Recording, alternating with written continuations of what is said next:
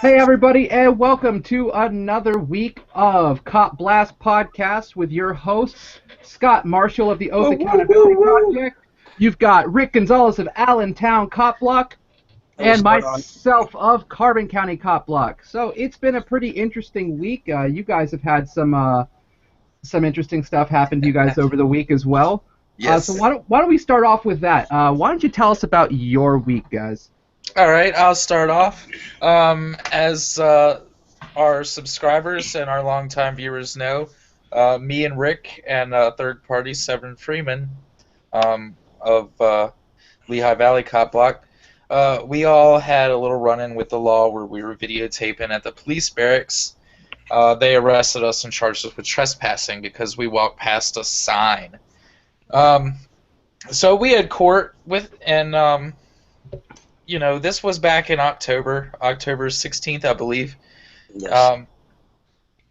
And fast forward to March 1st was our court date.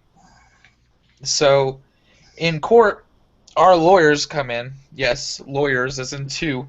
They From come two in. different law firms. And two different cities, actually, Wilkes-Barre and Philadelphia. Yeah. So they were coming from all over the place. This is a summary offense, right? This is a summary. This is a fine. But these lawyers showed up, and these cops, on their head on a swivel, turned around like, what? When these lawyers walked in. So our lawyers beat them up and down the courtroom, and the judge threw it out on lack of evidence. Because because we're skipping some of the funnier stuff that happened here. When he says their heads turn on a swivel, that's because not only were there 4 officers that were involved in the arrest there, but then the station captain was there.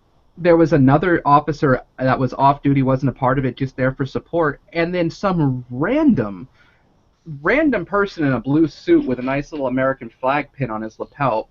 No idea who he was. I think maybe he was a politician or somebody, but I didn't ask him. But they thought they were playing the numbers game, walking in, and were they in for a world of hurt? It was hilarious. It was one of the funniest things I've watched in a long time. Yep. So what happens next is what happens next. So stay tuned for that. We don't want to go into too many details, but yeah, it was really fun in the courtroom because the whole time I'm sitting there trying not to laugh, and each of them had a little bit different story about what happened, and none of them could really come up with what was on the sign. It's outside of their police station. They drive past it every day, and none of them could. These are police officers. None of them could remember the sign. They drive past it every day, like I'm assuming like 5 or 6 times, because that is unreal to me. Well, it's the entrance to their Sally port. Like they have to go past it all the time. And it says the same thing on the other lot, the private lot, or their little, And the judge said, it doesn't say trespassing, so. It doesn't say trespassing. It doesn't say anything about humans. It just says vehicles. Yep. So. It was good. Lack of evidence. It's awesome. It was good. It was very entertaining. It was awesome. So, Rick, you were a part of this too, right? Yeah, I was. All right. There. So, without going into the exact same story that Scott just told, what about the rest of your week? Did you have any interactions with police? Not really. They all keep running away from me.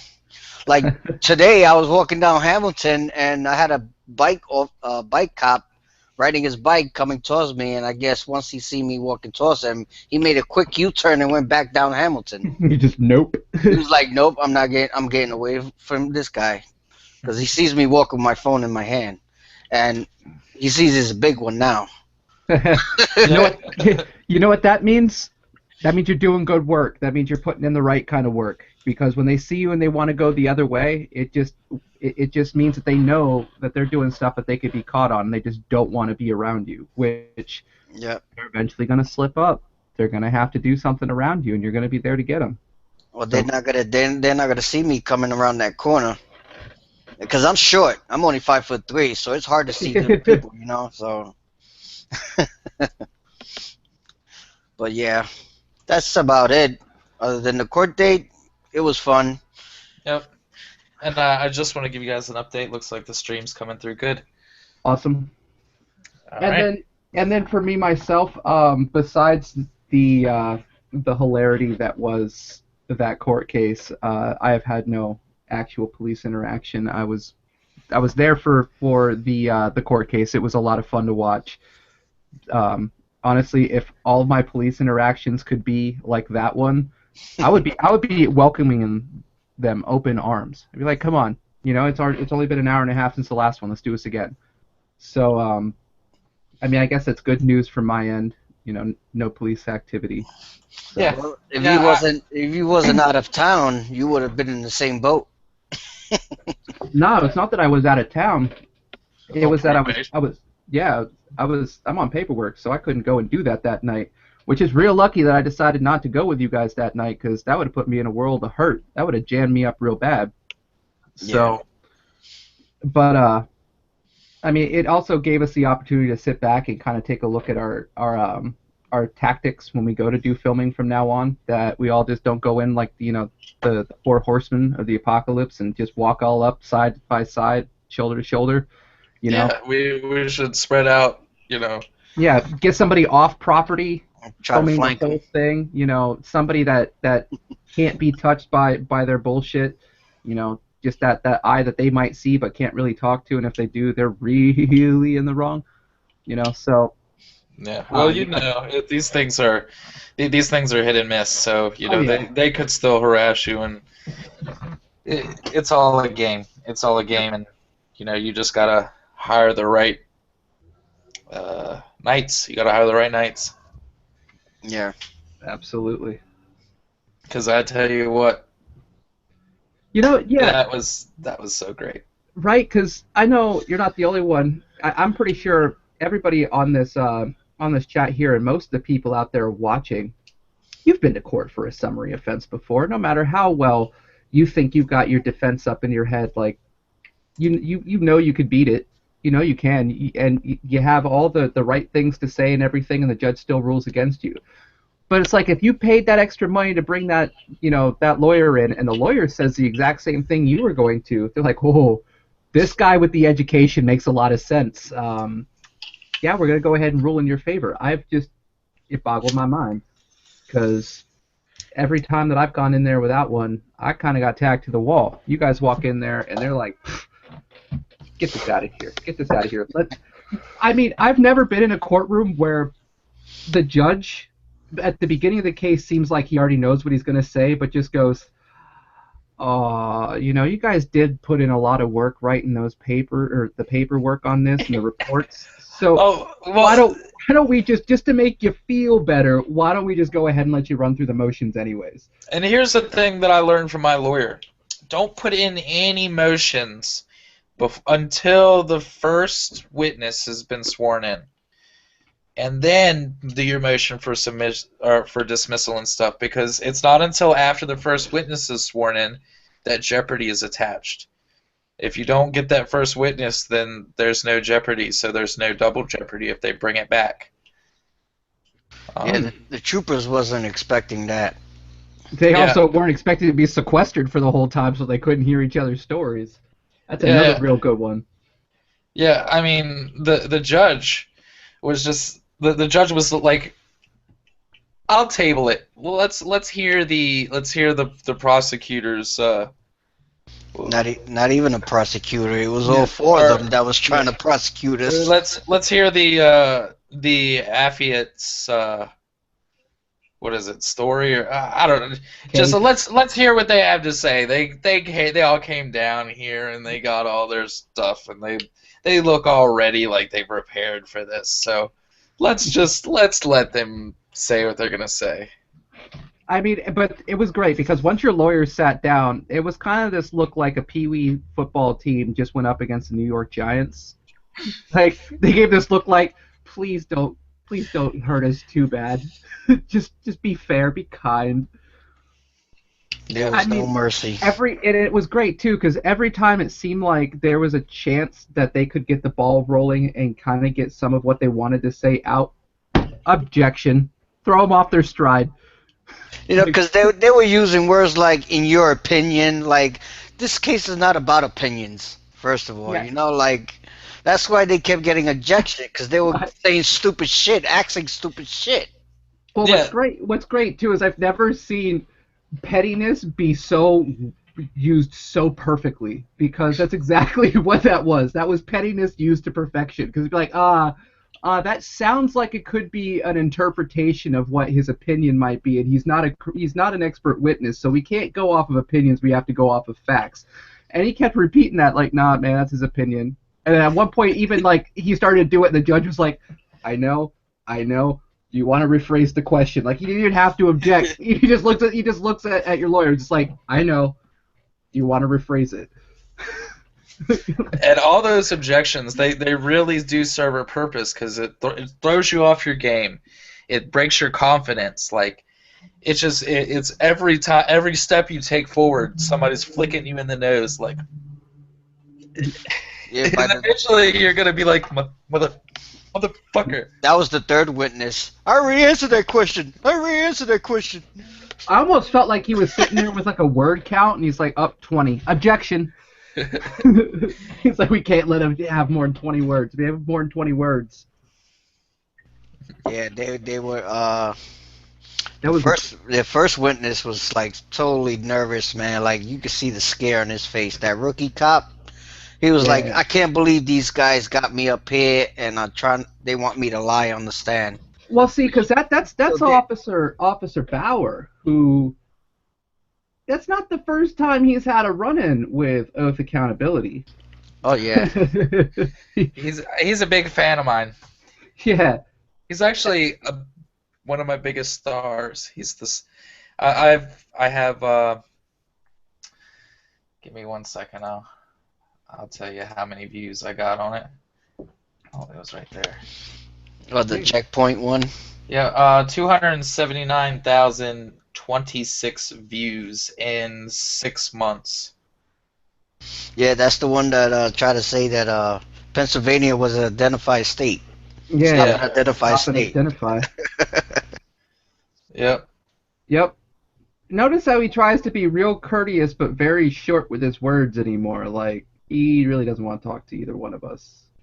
I mean, I've had full-blown conversations with him. Like, I rode the elevator down after my careless driving case. I rode the elevator down with him and was, had a conversation. I mean, he probably could have beat me up in the elevator. There was no cameras, so I thank him for not doing that.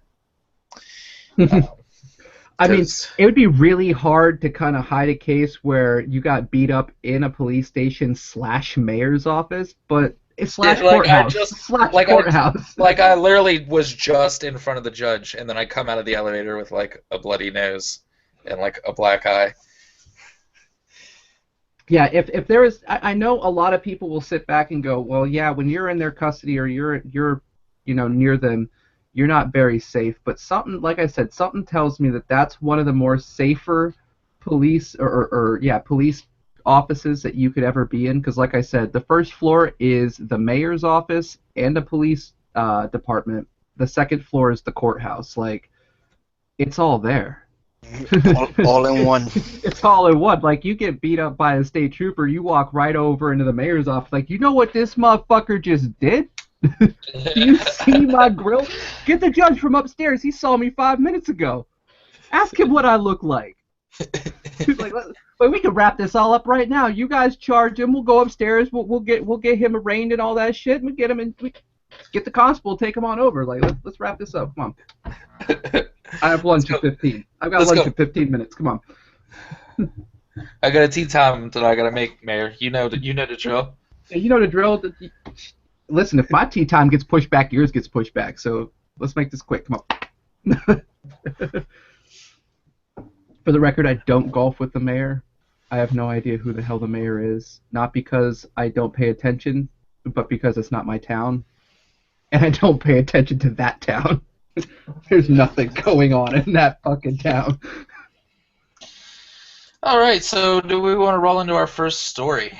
Yeah, let's do that. Now, this is kind of a continuation. Last week, I believe it was last week, we kind of hit upon these Pennsylvania cadets, these cadets that got caught cheating, and it was kind of a big deal. You know, a bunch of Pennsylvania State Trooper cadets out of this academy. It's the only academy in Pennsylvania for state troopers. Well, it gets a little more troubling than that. And I'll just go ahead and I'll read the article to you. And you know what? I'm gonna go ahead and share that article with you guys, so you guys can. You put it in the showcase? No, I'm screen sharing it. Okay. And just to let you guys know, we're gonna be shortly here setting up a Facebook for Blast Podcast. All the stories that we talk about, or as we talk about them, are just going to end up on our Facebook. So, yeah. in time to come. In due time, and we will get that call-in line set up again once I figure out what the hell I'm doing. I think I'm going to have to get another sound card. I think that's what I need to do. But anyhow. Dysfunction inside the Pennsylvania State Police Academy went far beyond any single incident of alleged cheating, according to sources that include 4 cadets who left or were ousted amid the recent scandal. Cadets from the 144th class said they entered an academy last September in which instructors routinely provided answers in advance of written exams that hadn't been updated in years. Those claims were corroborated by current and former members of the 110-year-old agency. The 4 cadets also say instructors gave inadequate training in areas such as CPR and use of force. And what a surprise! Hold on, it gets worse. And made racist and discriminatory remarks during class. Oh, man. Yep, I'm feeling safe. Now, who would have imagined that? We are taught all the time that as a police officer, if you get complacent, you're going to get yourself hurt or get someone else hurt, said one cadet. And the academy didn't listen to themselves. Yeah, so might want to start taking your own advice there, Pennsylvania State Police. Penn Live confirmed the names of the cadets it spoke to with a roster provided by the state police last month. They spoke on the condition of anonymity due to fear of reprisal and concern about how going public could affect their careers. Well, yeah, because honestly, I don't think Penn Live should sit quiet on this one. I think they should blow that right out the water, because every single cadet that is passed under the current trainers should have to go back. Yeah. Because if they were all taught improperly, they should all have to go back. Yeah. And let's see. Quote, I will do everything in my authority to hold any individual who undermines our core values accountable, Commissioner Tyree Blocker said in a written statement Friday. Those who compromise our core values will receive no sympathy or respite from me. Maria Finn, a state police spokeswoman, said the agency will work to improve testing to ensure it has proper accountability and safeguards against cheating in the future. And you know, a good way to do that is maybe, I don't know, update your tests once every, I don't know, year. That'd be a good idea. And its training reflects the most modern and well-tested methods for preparing law enforcement for success in the field. So basically just give them a stick and have them beat something until it bleeds? Because that's what it seems like you guys train them to do. Sorry, just throwing my ideas out there. Just throwing my 2 cents. In all, she said, 36 cadets have left or been dismissed as a result of the cheating investigation. Based on prior estimates released by the agency, the departure of 34 cadets would leave 62 of the original 116. Now, it didn't say anything about the administrators that gave the answers to the tests. Didn't say anything about that. I guess if you're not a cop yet, you're not under the protection. But once you get that badge, you're a brother. The agency has undertaken an active and comprehensive review of testing policies and training procedures, which includes the conduct of instructors, Finn said in a written statement, because both the cheating investigation and the review of testing and training are ongoing. We cannot answer many of the questions posed by Penn Live. In recent months, sources within the agency said a number of key personnel at the academy have retired or reassigned to other departments. Surprise, surprise. Last week, bloggers said those changes had been in the works prior to the cheating allegations. Lie. No cadets from other classes have been implicated in the ongoing investigation, and no staff members have been implicated, he said.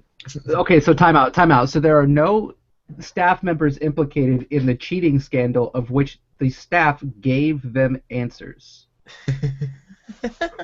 So wait. Was it the janitor? Maybe it was the lamp in the back of the testing room. I don't know. Maybe this is part of that shadow government that we're hearing about recently from John Oliver. Maybe it was the shadow government. The cadets from the 144th class said that after the investigation launched in December, they lived under a shadow of suspicion for using test answers provided by instructors. Many of those instructors, they said, publicly shamed them or refused to teach them. Now they face allegations they had no opportunity to appeal, and that will likely prevent them from working in law enforcement. How can you study? One cadet who resigned last month told Penn Live. You're just so anxious every single day, not knowing what's going to happen to you, not knowing when an instructor is going to come in and flip out. Oh, that kind of sounds like what happens when you guys decide to arrest people, put them inside of a box with violent people and inmates. You know what I did there. It's the COs. That was the joke, just letting you know. And you don't know if those COs are having a bad day, and you live under the anxiety of not knowing every single day if one of those COs are going to come into your cell and just flip it and throw everything around. I kind of feel like this is little bit connected. I don't know. Keep on going, but I see the connection. Yelling, screaming, push-ups. When they arrived on September 13th, the cadets got the standard Hershey welcome, a rigorous physical fitness test followed by a drive up the hill to the academy, where a cadre, I'm sorry. Yeah, that's cadre. Cadre. I'm sorry, I don't know what that. I guess that means a lot. Yeah. Of shooting instructors greeted them. They had to gather 100 pounds of gear and race up to their rooms as the instructor barked orders. Now here's a little picture of the academy. We'll bring it up a little bit. Yeah, this is a very, very, very long article, so we're gonna kind of footnote it from here, because this is going to turn around. It's going to tell you every single aspect of what it's like to be a Pennsylvania State Trooper cadet. Yeah, you're right. But yeah, you guys basically get the story. Yeah. Basically, shit's been fucked up for a long time. Yeah, and once again, the higher ups are going to say that they want accountability and that they want somebody to pay for this. But at the end of the day, what they're just going to do is they let everybody transfer out who was probably doing everything and would be in the center of the shitstorm.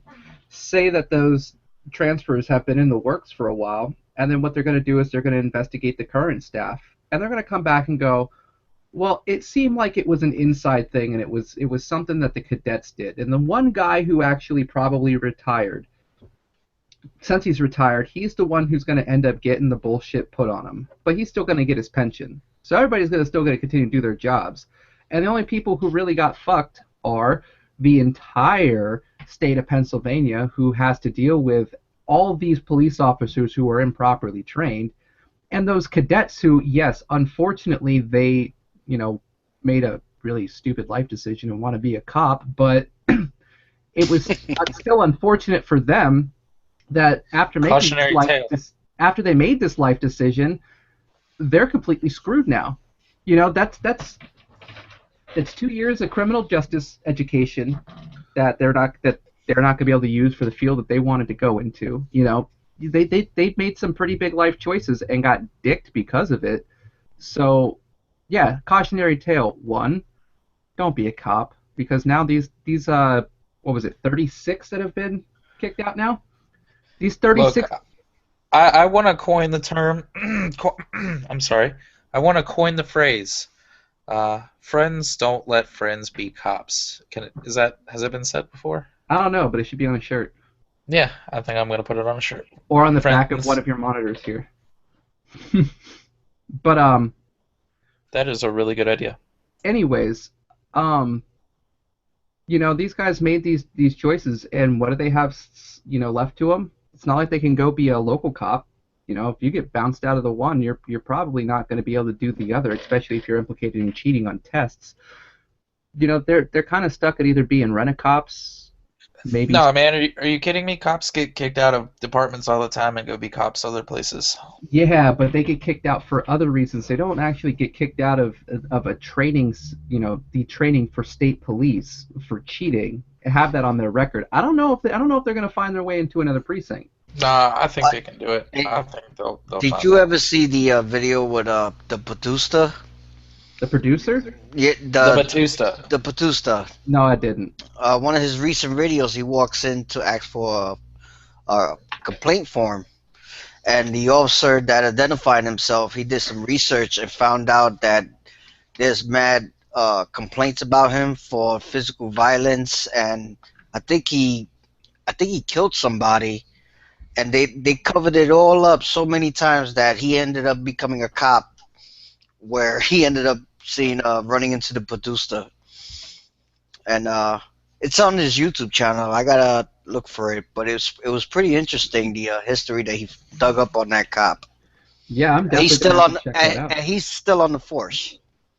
You know what? You're right. I'm sorry. It's so cute watching us grow up sometimes. You're right. I was naive there. I mean, they're all going to get jobs with a badge eventually. What am I talking about? Yep. There's little like there should be a blacklist, a nationwide blacklist for bad cops. I mean, shit, there's a nationwide blacklist. If you screw over your local bank, I can't go and, get an account at another bank until I pay off this one.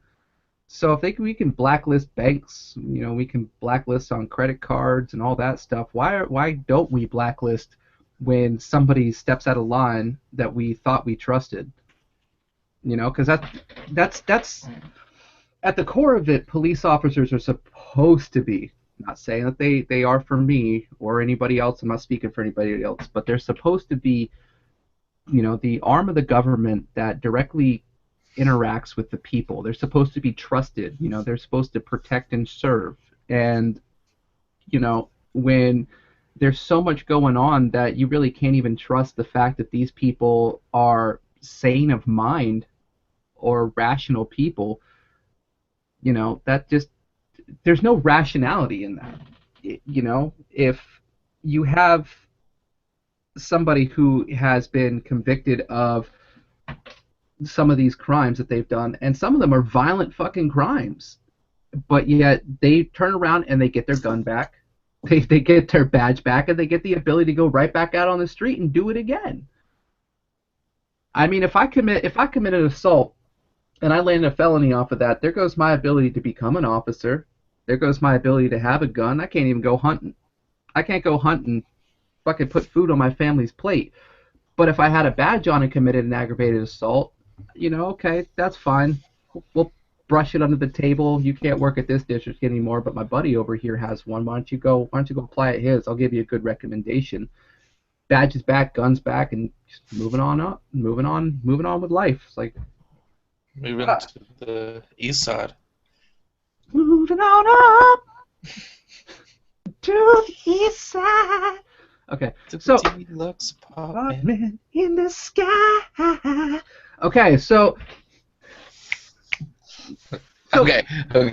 yeah. Before we get way too far into that, y'all heard about what happened in Cincinnati? Why don't you enlighten us?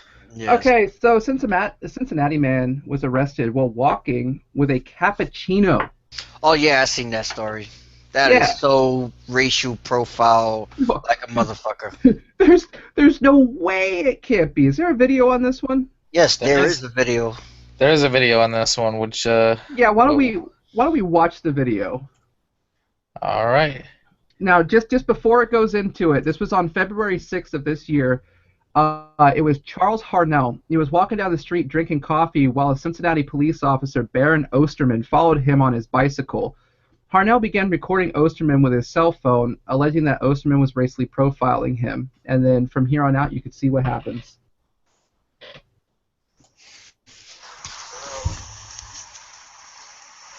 Walking down the street, give me a cappuccino. This is what we have to go through in Cincinnati. Harassment. You know, pretending to be a black man, enjoy your morning, because the police gonna harass you.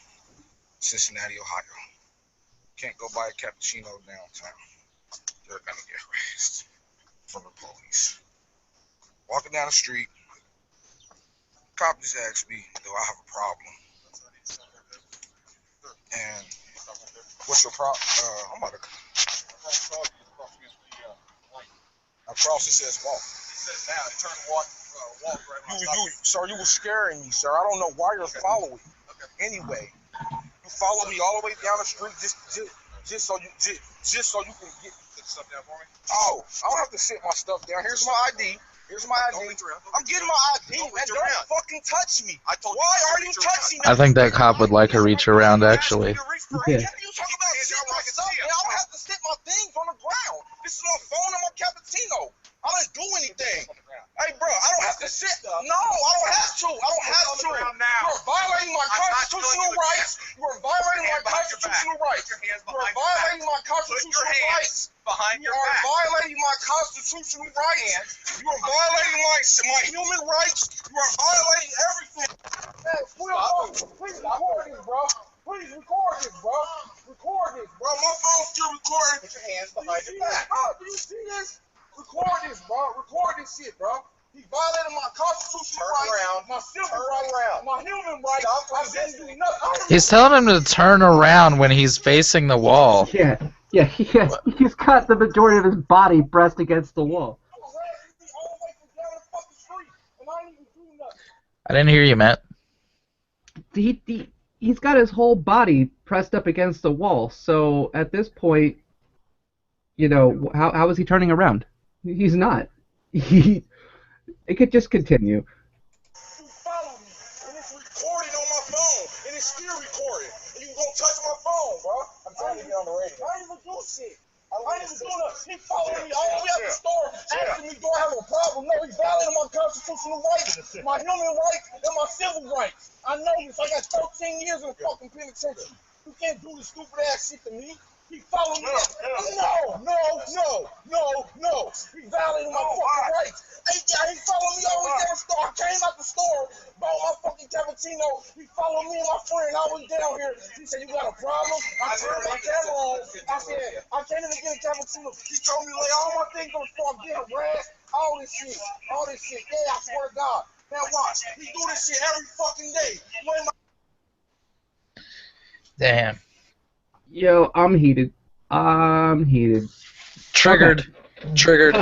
Okay, so you want to know what really grinds my fucking gears about what we just watched? Okay. That dude did jack shit. He did nothing, Yep. and even Nothing. even if the officer wanted to try to say some bullshit and was like, "Oh, well, you tried to walk in the don't walk," although it was fucking clear. Every way that you saw, I did not hear one car in that entire video. And cell phones picked that shit up because it's not like they got noise cancellation microphones on. Yep. Not a single car. But even still at that point, that is a summary violation. Not even an offense, a violation. Therefore, he cannot be fucking Jaywalking. stopped for that. Jaywalking, he cannot be stopped for that unless a misdemeanor or felony has been committed while he did it. Considering that none of that happened, he was stopped illegally for that. That is one. Jaywalking is a charge, and you can look this up. It is a charge that you have to actually be in the act of doing something else illegal to be able to be charged with jaywalking in the United States anymore. Because it is a violation. You challenge violations every single fucking time you get them. Please I'm not a Yes. lawyer. I'm not giving you exact legal advice. I'm giving you an opinion. But in my opinion, my very sound opinion, challenge every fucking time. Whether you do I it in hope court or this. right there, but I hope this dude talked to a lawyer like we did, because he's I definitely sure got as it. fuck It's hope on so. video. I sure as fuck hope so too. I wouldn't be surprised they weren't contacting him like, yo, we got you. Just let us get the back Yeah. end of this. Yeah, right. Yeah, let us have both of the cases here. Because there's two cases here. There is the criminal defense that is going to get smashed, and then there's the civil suit where the cops in this video, or the cop in this video, is going to really hate his decision for being a racist prick that day. Well, I don't even know, because they get sued. Nothing happens to them. Nothing happens. I mean, you could say he's gonna hate it, but I don't think so. I think he's gonna go about his day like, meh, whatever, meh, not my money. You know what I wish? When you turn around and you have an officer and they get charged, with something like this, and they go into a civil suit, I think if the lawsuit stems from something that they did while they were on the job, it shouldn't then be paid out by a city tax fund that comes from the taxpayers to pay this out. That should come, at least a portion of that should come right the fuck out of their pension. Yep. Why? Because when you fuck with their money, they're not going to want to do it again because they don't want to take that hit to their personal gain. I mean, But when you have taxpayers paying for them to fuck up, I didn't lose my job. Let's just keep doing it. Oh, you mean I gotta go sit at home for 6 months while you guys figure out how to get me off of this? All right, cool. Like, nah, fuck that. Stop paying them. Turn around, and when they get hit with a civil case that comes off of, now I'm not saying if it's an officer, and he picks up something, a lawsuit because him and his neighbor got into it, he was off duty, yada yada yada. Okay, no. Now, if the officer was off duty and then decide to play fucking turbo cop and pull someone over even though they're off duty, yeah. When that civil case comes back, out of the pension. If it goes over the pension, okay, then you use that slush fund. But at the end of the day, if they fuck up, annihilate their pension. Don't give them the ability to have that shit. Have them start that shit back over eventually, but nah. I mean, boy fucked up. Don't sit there and be like, okay, well, you fucked up and, it's all good, but bring out your hand. Okay, you're good. Now let's make the taxpayers pay for your fuck up. I think they should have to get insurance, like malpractice insurance for doctors. The more doctors mess up, the higher their insurance is, and if they mess up enough, won't nobody insure them, so they can't even be doctors no more. Yo, time out. Any one of you listening to this comes up with a fucking company that runs this, just letting you know, that's our fucking idea. We have it on video, and we will come after you for it. Yeah. Because Scott cha-ching. That is like $1 billion idea. Well, I gotta say, that's not my idea. I've heard it before, and I thought it was, great. Whatever, we're stealing their idea. Yeah, so. But you can't steal us. Fuck you guys. We're on video talking about stealing your idea, so. Fuck you. No, but no, that is actually a fantastic idea. So.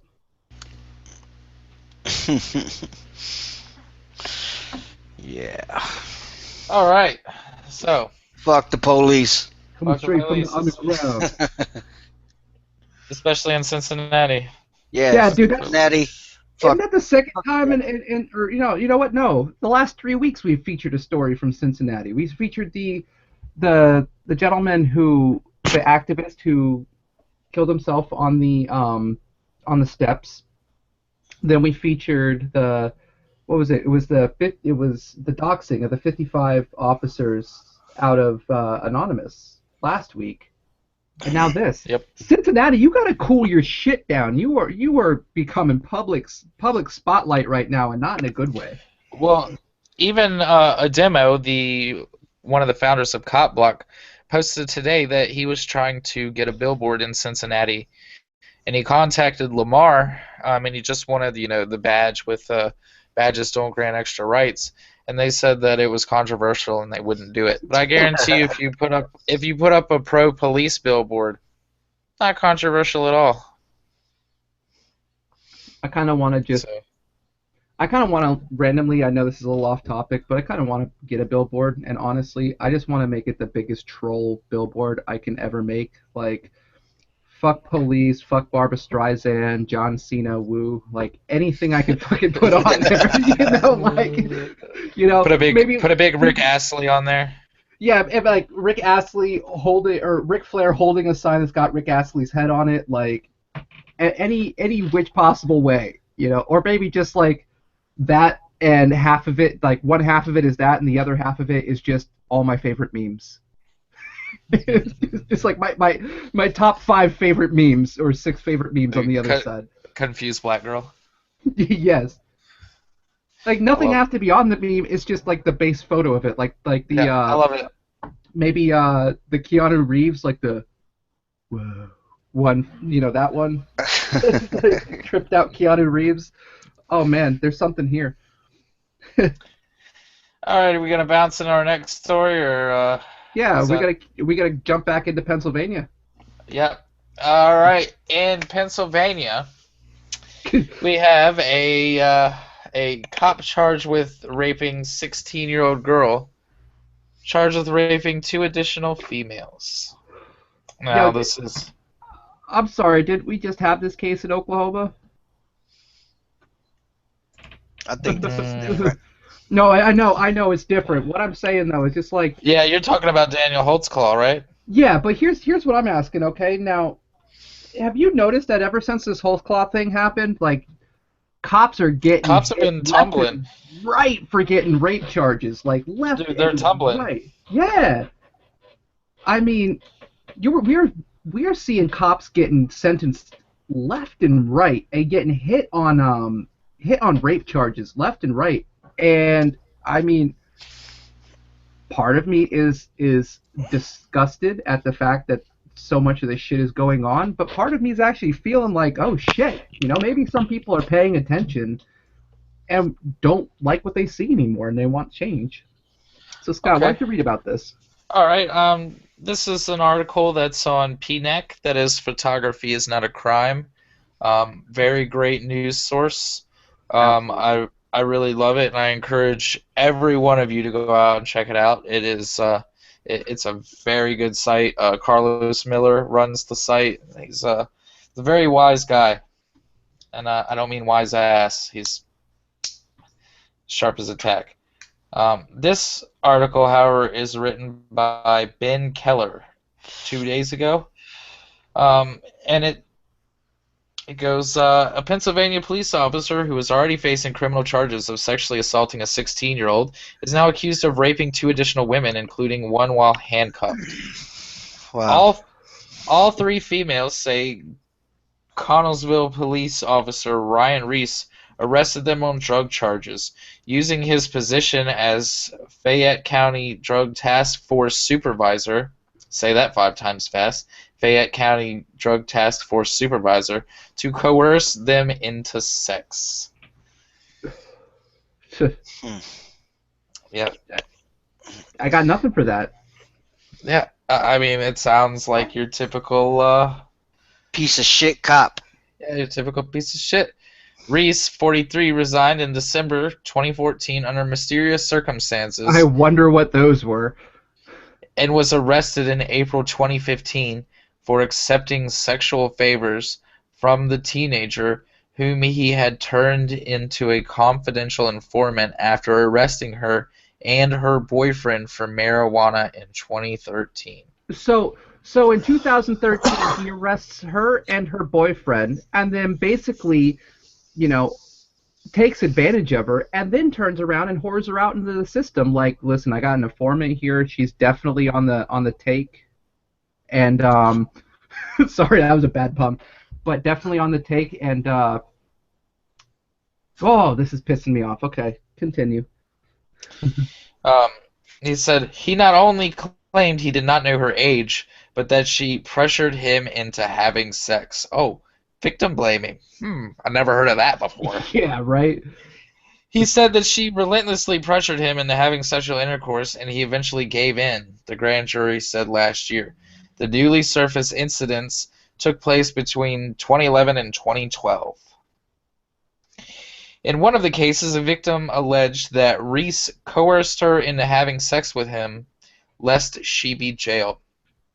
The woman complied because she was afraid to go to jail, and Reese told her it would help her with criminal charges. I would like to know if she still got charged there or not.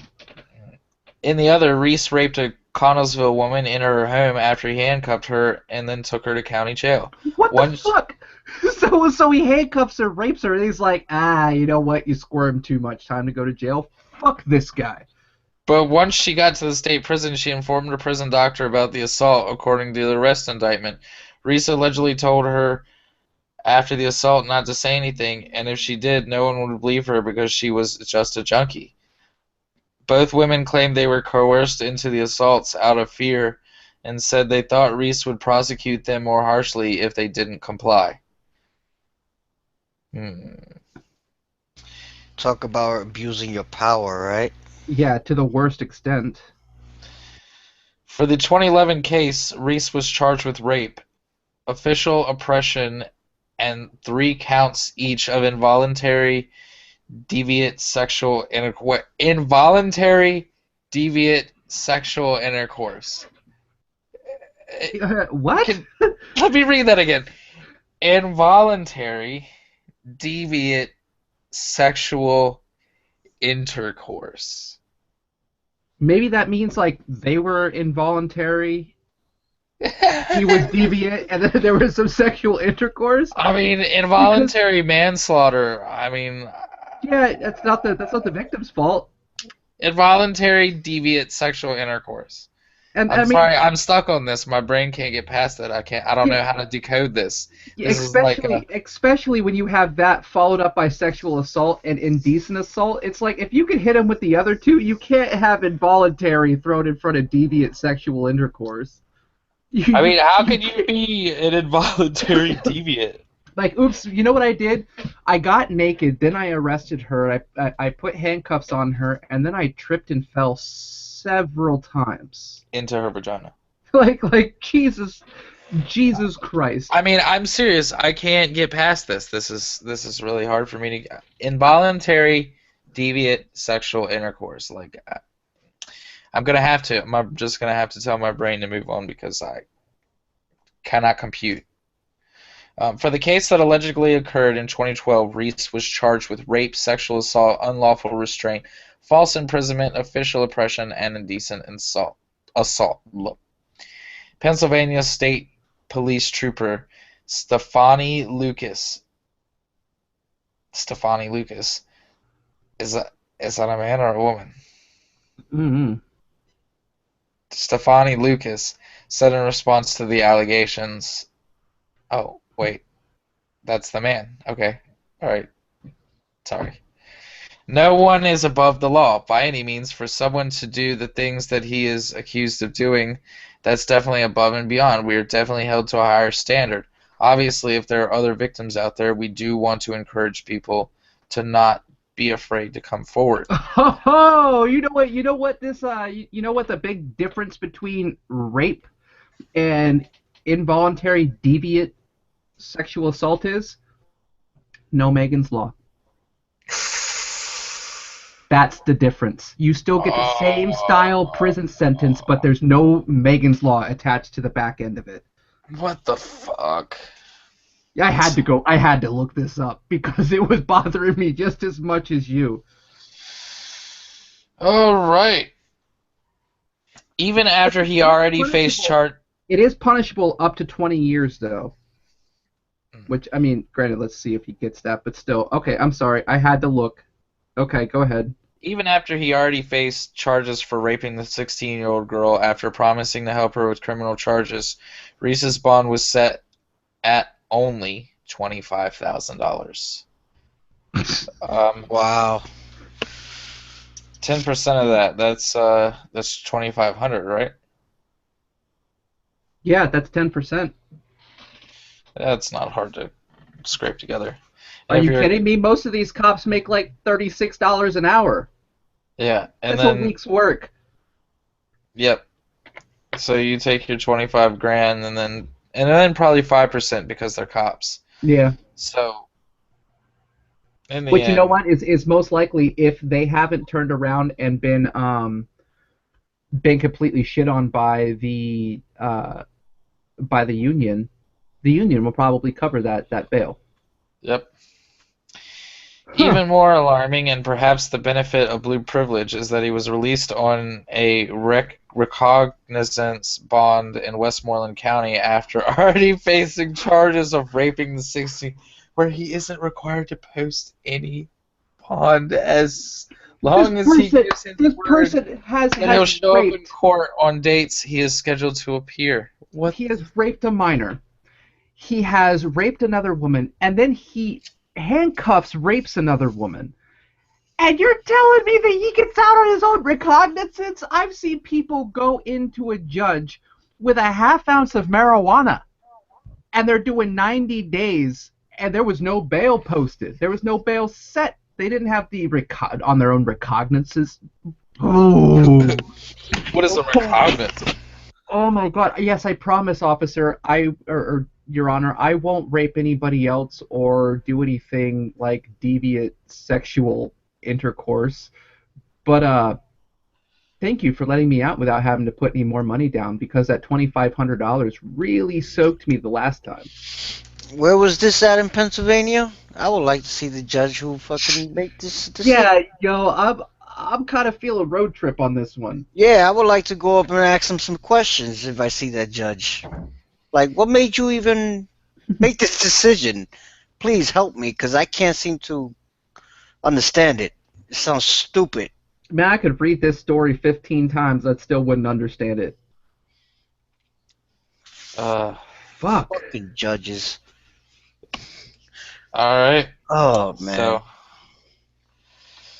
in that case, prosecutors allege that Reese raped a 16-year-old girl in front of her boyfriend in exchange for help with her case on a drug charge in front of her boyfriend. He cuckolded her. He cuckolded her. No, he was just holding the camera. He cuckolded her. This doesn't get better. This doesn't get better. It just keeps getting worse. There's Like- no way that I'm going to allow a police officer to do such a thing to my woman in front of me. There's no way. That police officer... Okay, hold on. Here we go. Here's some more.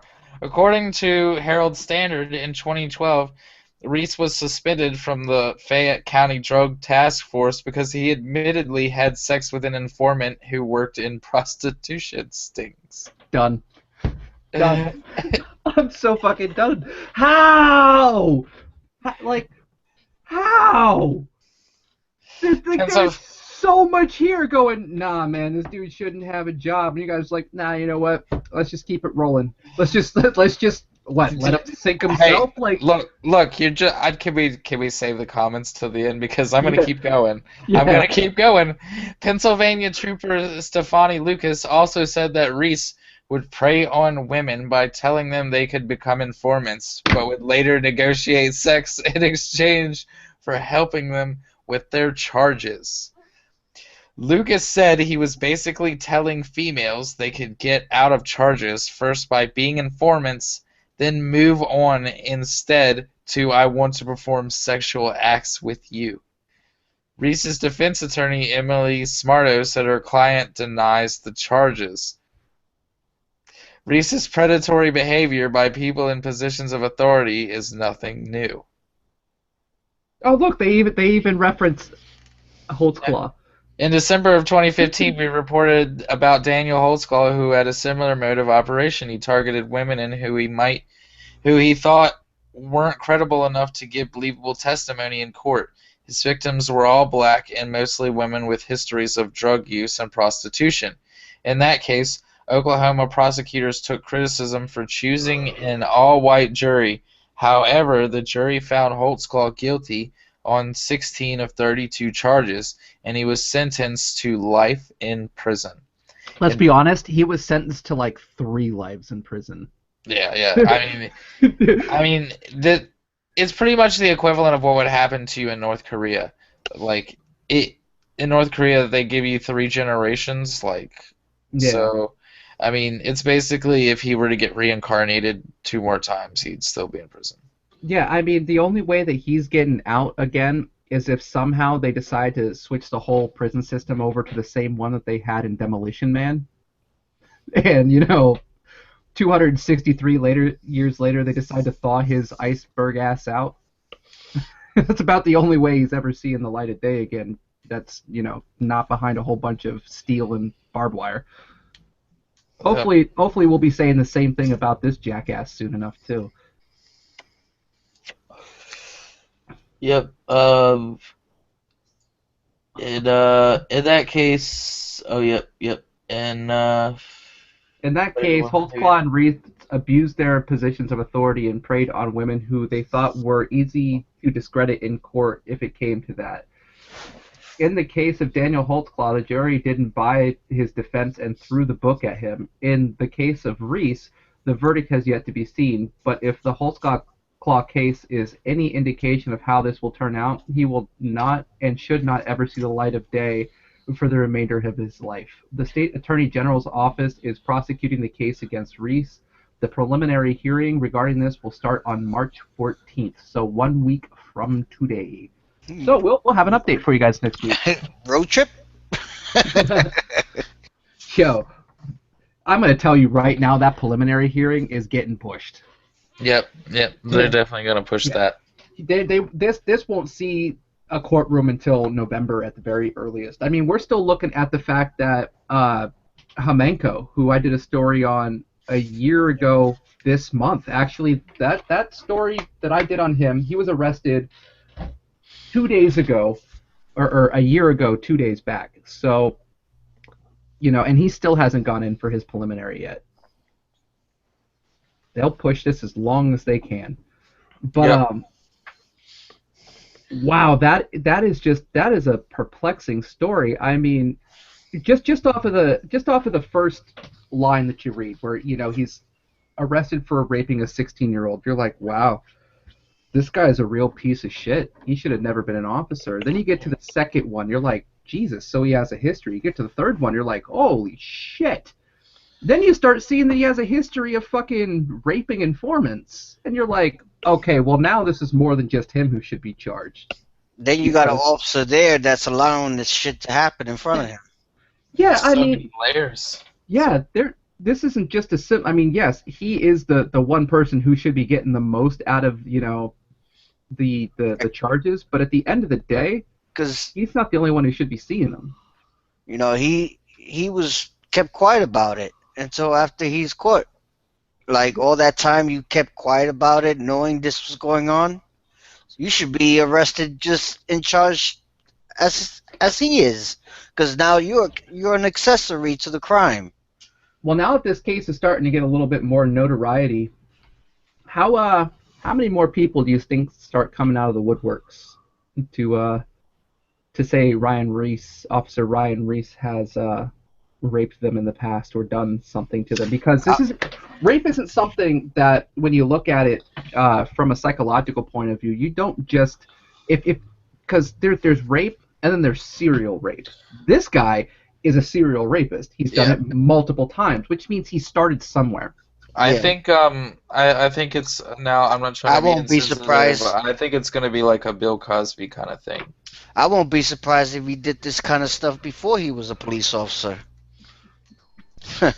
And he just, took the opportunity to start taking a look at where he went to school and seeing if he got any sort of things happening. I mean, of course, if that prosecutor really wants to do their job, they'll figure all this fucking shit out. But if they don't, these are questions they're not going to ask. They're not going to go back to, his school days and be like, oh, well, was he ever, threatened to be kicked out of college for doing this stuff and shit like that. But fuck, that dude's a real piece of shit.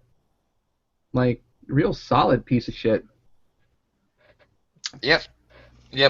Pretty. His ass needs to be in jail. Not walking the streets. Well, our next story is another update. It comes from Pinac. It was written by Carlos Miller. We've just talked about him. And it is actually an update on the Daniel Shaver case. I don't know if you guys remember that. It was out in Mesa, Arizona. He was there for business, had a pellet gun in his hotel room. Cops came after somebody called and said they saw somebody in the window with a gun and shot him dead.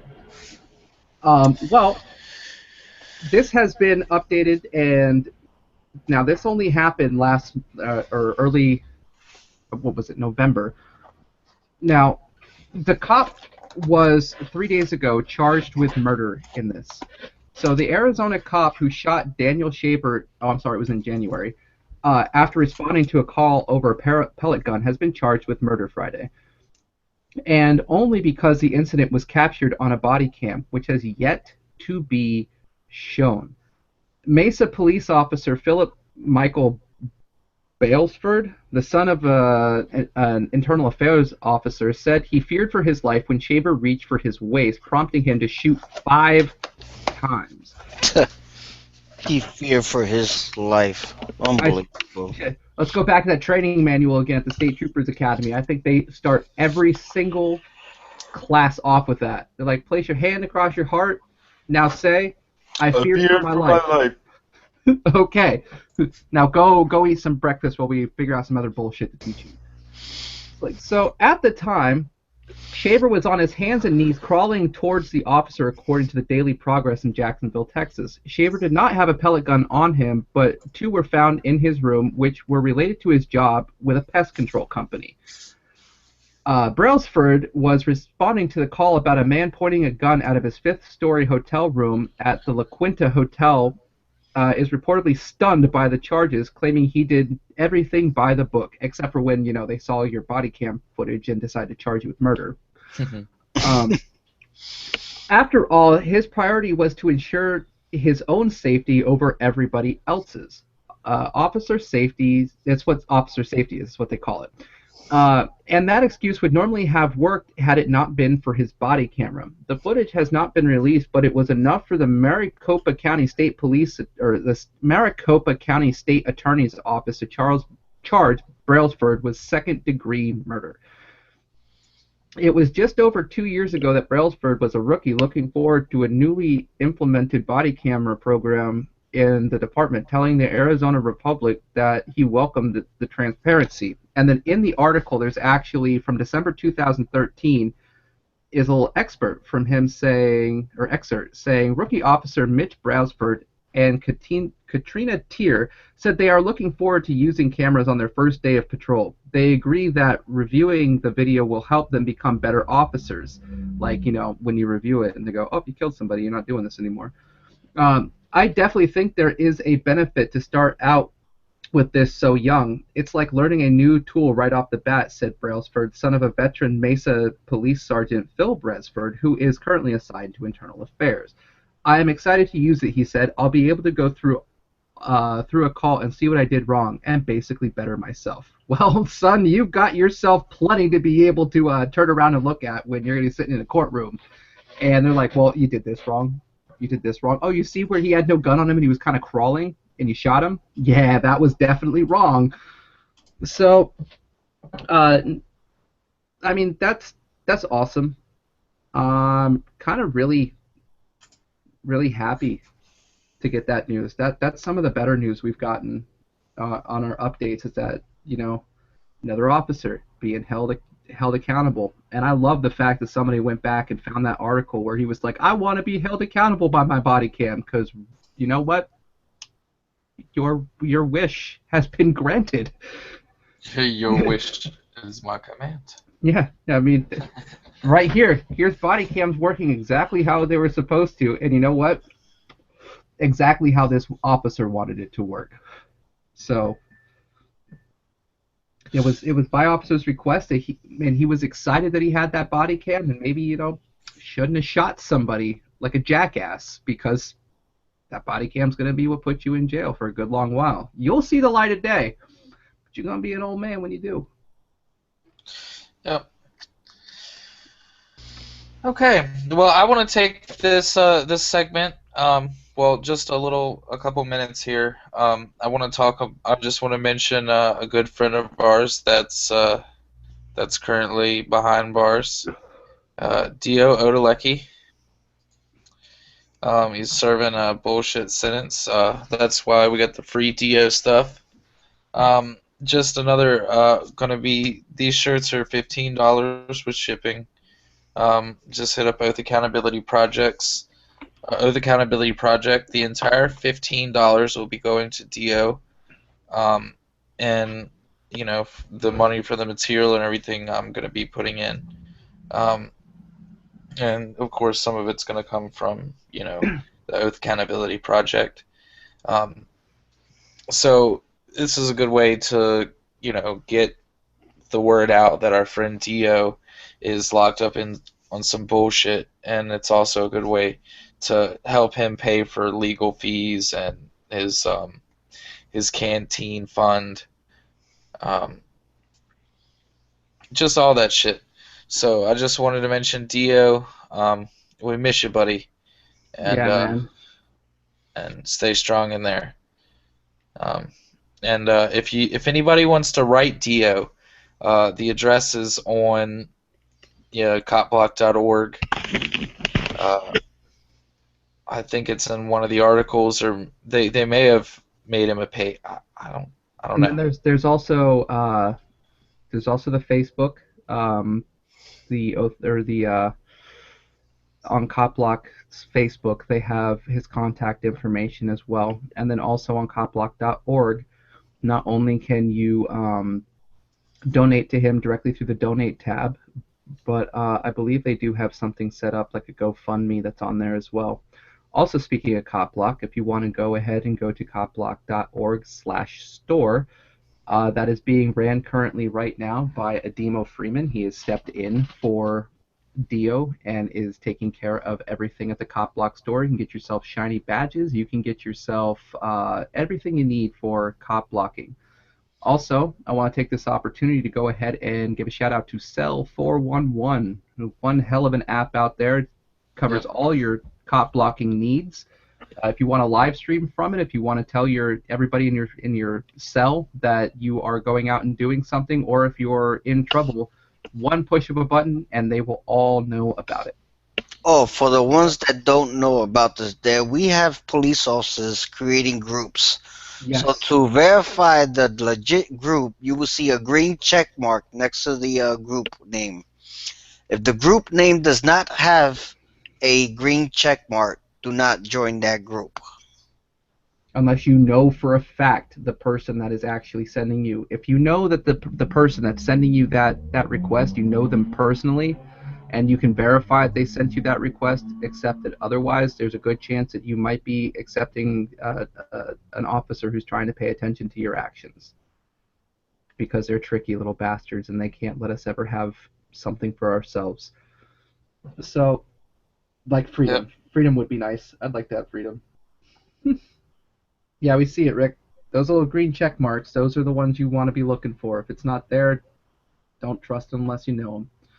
Yep. So, that brings us into our next section, which is our Moment of Silence section. We started doing this last week. I'm not going to rant at you angrily every week after I read these names, but this is going to start off from last Monday, and it's going to go up into yesterday. So I'm going to go ahead and get started. Now this is coming off of Archives Absence. This is on ISO and also on the Google Play Store. And I'm not sure what one Windows uses, but they also have it. It will keep you up to date on the people who have been murdered by police in that day or that week. Now, I believe, Rick, you told me that the number is currently up to 186. 186. That's disgusting. Well, let's read those names. Akil Denkson. That was Monday. Tuesday, Dimitri Corsian. Jorge Gonzalez. Mickey Sweet. Wednesday, Travis Bradley. Daniel Burkhart. Thursday, Sergio Ochoa. Saturday, so we went a whole day. Friday, nobody died. Saturday, Herbert Balance. Daryl Bosel.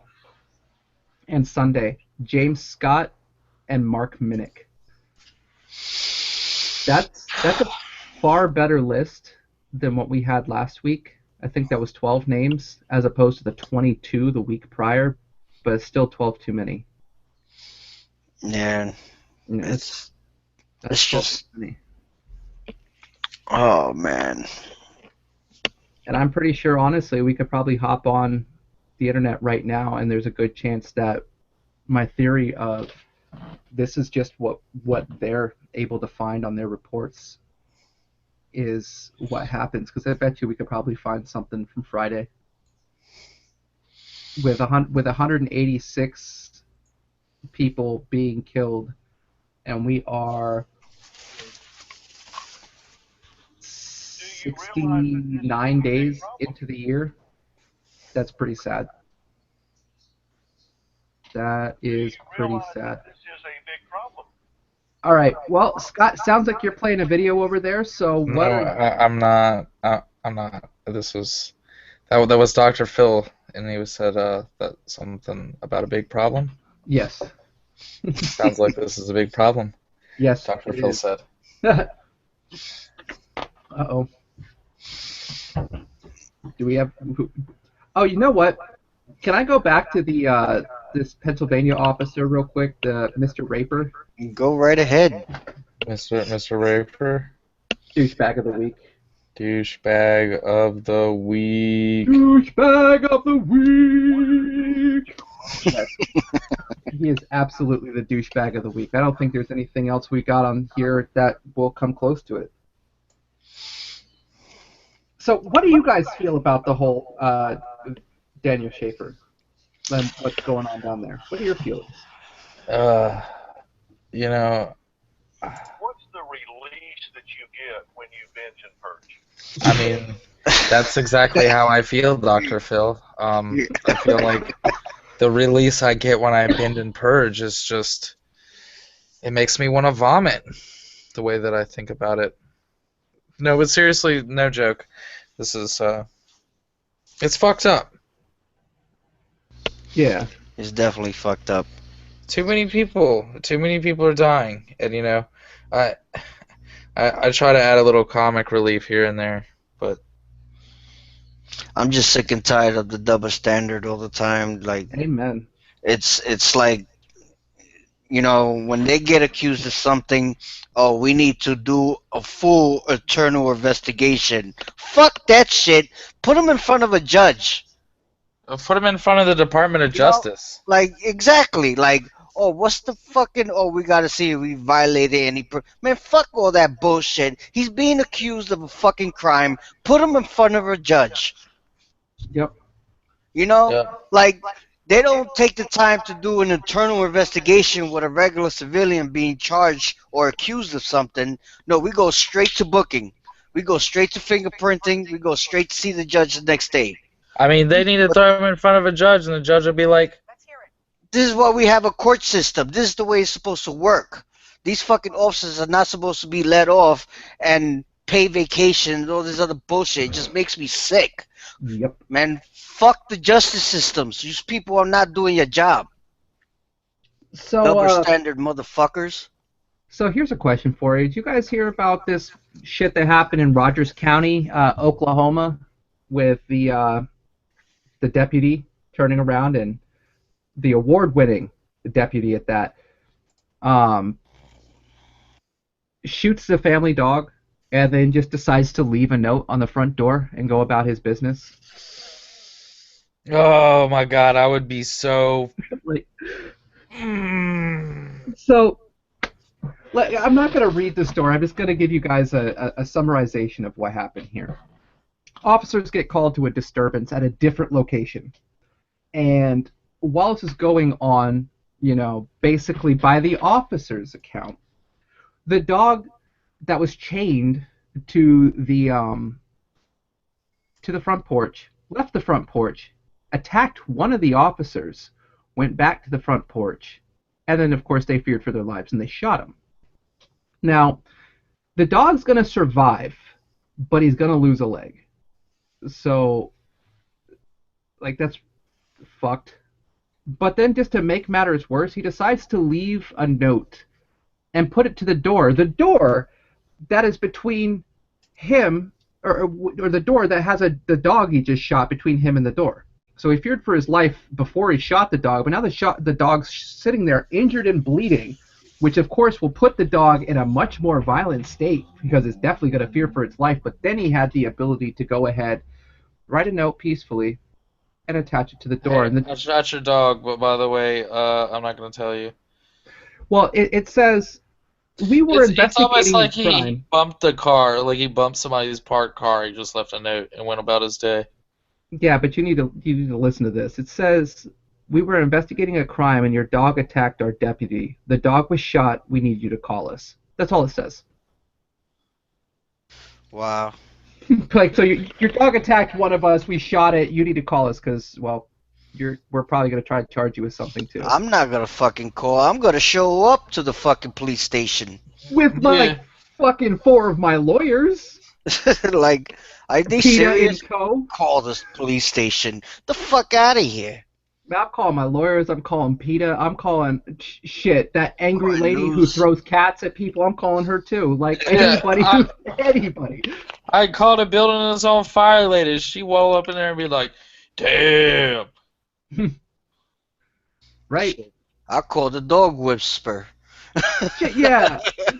I call Caesar Milan's ass right up. Be like, yo, Caesar, they shooting dogs, man. They shot my dog. Can you come out here and be And find out what the dog is saying, you know, yeah, let can us you come know. out here and be an expert witness and tell me if the dog has the mentality to attack? He's like, no, dogs don't have mentality to attack. If it's going to be bad, you just hit it right in the ear. Call Steven Seagal. Steven Seagal is an expert at anything. He will be the perfect expert witness because. Hell yeah, Steven Seagal. I mean, doesn't Steven Seagal trade people out the FBI Quantico? True story. He actually does. That is insane. He actually does. That is fucking insane. Yep. Yeah, I forget what I was reading the other day, but he is like he teaches public relations for the FBI out at Quantico. Steven Seagal, the man who has made hundreds of movies about him. Listen, I can wrap up any Steven Seagal movie in about 10 seconds. Russians or Germans, angry. Drugs involved, little girl or older woman gets kidnapped. Steven Seagal goes and throws a couple people through a window, maybe one through a vase. Story's over. Steven Seagal is a cop, by the way. Hold on. Oh yeah. Wait, Steven Seagal is a police officer, and for the past 20 years, Yeah. like, that is for real shit. You could go to fucking Louisiana to some back-ass place, get in a fight in a bar, and Steven Seagal could show up. That would make me want arrest to you. fight everybody. Steven, I mean, you could do this. You can go there. Here's my question, though. Here's my question, okay? If you have just gotten into something, and Steven Seagal shows up, are you gonna resist arrest? Like, because part of me is like, I don't know the next time I'm ever gonna get to fight Steven Seagal. Like, I might have to do this. This is a man thing. This isn't even a legal thing. My manhood's on the line. Like, Steven Seagal, I love you to death. We gotta go. I'm pretty sure if somebody was to challenge him and be like, take that uniform off and everything, I'm pretty sure Steven Seagal will take everything off and beat somebody's ass. Oh, Steven 'Cause Seagal. that guy- Have you ever watched Steven Seagal? He doesn't beat people. He tosses people. Oh yeah. He don't beat him. He pushes. Yeah, he just throws you like a rag doll, like you He wasn't. is a world level pusher. like that man can push anybody. He'll sweep anybody on the ground with. Okay. And he's gonna do it monotone every time. All right. You, sir, are under So- arrest. So this is a new segment that I wanted to try out. We have a few minutes left, and I just wanted to go ahead and try this out. This is where we want to take a particular comment or a series of comments from our YouTube channel, and we want to address them, personally. This week's being as the first one, I'm going to address the most common comment that I get on my YouTube channel, and I'm just going to get right into it. The most common comment that I get on my videos, and my most popular video is a checkpoint, people say, why don't you just give him your stuff and be on your way and save time? Okay, for one, that never occurred to me. You know, you know what? You solved my entire problem, and never in my life will I have to deal with that problem ever again of having to deal with this pesky officer for a few more minutes. No, no. You know what? Fuck you outright. Okay. Fuck you outright. Fuck you outright. You think I'm fucking stupid? Like, you are the worst, okay? Now, another kind of variation, I would say, is people, okay, some people think I'm stupid, and then other people think, well, you're just giving them a hard time. You didn't have to do that. You still got, you got your ticket, blah, blah, blah. What people don't realize is I'm doing this for a purpose. I'm trying to show people that you don't have to be afraid of the police, that not every time the police are going to beat you up. Because a lot of people think that the police are going to beat you up every single time. If you exercise your rights, you might get a charge or two over retaliation, and that definitely happened to me with my careless driving. But it's bullshit. It's bullshit. Like, you think you're going to, like, you think you showed me the way, like, that had never occurred to me that was a possibility. Like, what do you think the whole point of this video is? Yeah. And that for one drives me insane. And it's just like, well, where do we stop from there? I just show him my ID. Like, for one, this is a person that I've never met before. He's a stranger. And for no reason at all, he's coming up to me. Now, Pennsylvania State Police don't wear the badge on their. They don't wear it. Nope. So this guy in a costume, and that's right, it's a fucking costume. Okay? I back that. It's a costume. I concur. This motherfucker. Fuck calling it a uniform. It's a goddamn costume. I can go buy one at the fucking party store. Okay? It's a goddamn costume. I can buy one on eBay. Fuck you. Okay? And this dude walks up and he stops me and for no reason starts demanding information that has my address on it. No. No. Fuck you. I'm with Fuck you. Like, no. Fuck you. That has my address. You're a stranger. Like, when else in society can a stranger walk up to you for no reason and say, "Give me your fucking address. Give it to me. I want to see your address." Like, you're right. That sits right on the lines of just somebody walking up and saying, "Give me your shit." Yeah, fuck that. That's bullshit. Like, I won't. I'm not dealing with it. And where do we draw the line? Okay, just give me your ID. Well, you know what? Why don't we just? And people are like, well, what if they catch drunk drivers? Well, why don't we stop every fucking car and why don't we search them for drugs? Because if we find heroin, if we search them for drugs every time, then maybe that's one less person that'll overdose. You know what? Instead, why don't we search them for guns as well? Because if they have a gun, they might go shoot up a place. You know what? While we're at it, why don't we try to prevent every other fucking thing and just nerf the entire world? Let's cover the entire world in nerf, and that way everything will be cushy and nobody will ever get hurt ever again. That's what they want. Sarcastaball, everything. Just fucking, it's insane. And I don't understand how people can just draw that line. Like, well, it's okay for cars, but not for houses. Well, when will it be okay for houses? Once it's totally, completely, and 100% okay for them to search cars, they say, well, they should search your house to make sure you don't have drugs. But they won't have to, they won't be able to search like your medicine cabinet or just where. I mean. Yeah. They've already expanded to checkpoints, and they're expanding it to warrantless checkpoints, border patrol checkpoints. Stop and show me your papers. I mean, where does it end? It's already been expanded this far, and people are just saying, "Well, we're fine with that." I'm not fine with that. And you know who else had checkpoints? The Nazis. The Nazis. And another thing people say is they say. Another thing is that people say, well, this stop is ruled constitutional. I don't give a fuck what that Supreme Court said. No fair reading of the fucking Fourth Amendment can can be interpreted to say checkpoints are okay. Like there is no that's not. It's not in there. It's not there. So fuck the Supreme Court on that. They've perverted the fucking Constitution. It doesn't say that. It doesn't fucking say that. And people say, well, the Supreme Court, they interpret. They didn't interpret that. There's no fucking way it's invalid. Fuck that. Fuck them. Overturn it. Agreed.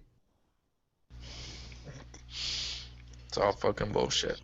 No respect for the soldiers that lost their lives for us to have the U.S. Constitution. Chat, Scott. Yep.